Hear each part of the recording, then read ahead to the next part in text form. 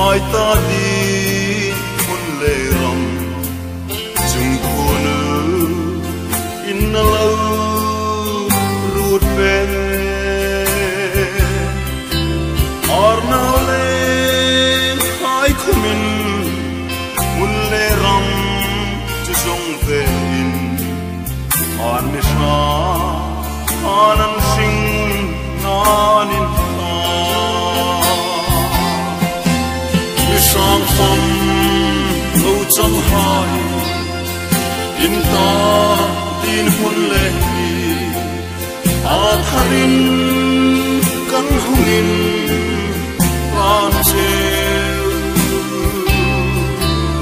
arnau za le kulha meini so le paruki atar stay in kanin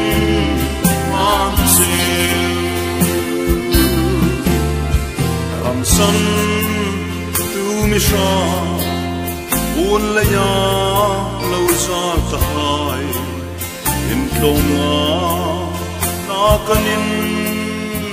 il no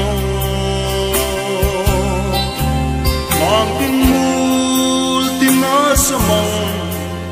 lo zalin la kom sắc minh chil hiba thấy nong kan đi mi sang phong lâu chẳng hai in ta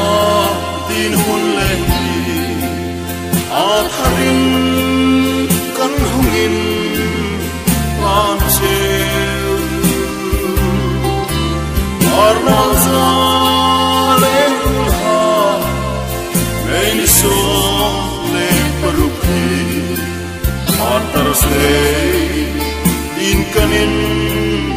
manse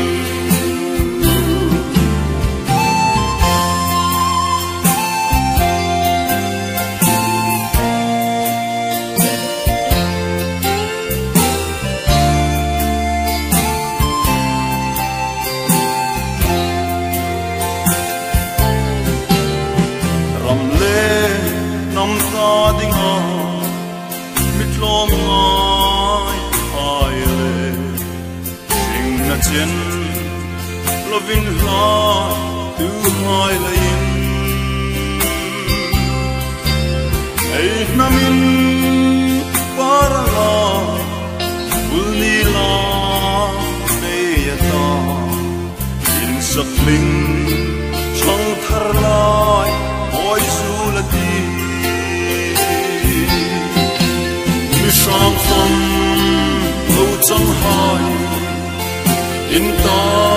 tin hun lệ atharin kan hungin pan cheu arnau za le kulha meini so le paruki atar stay in kanin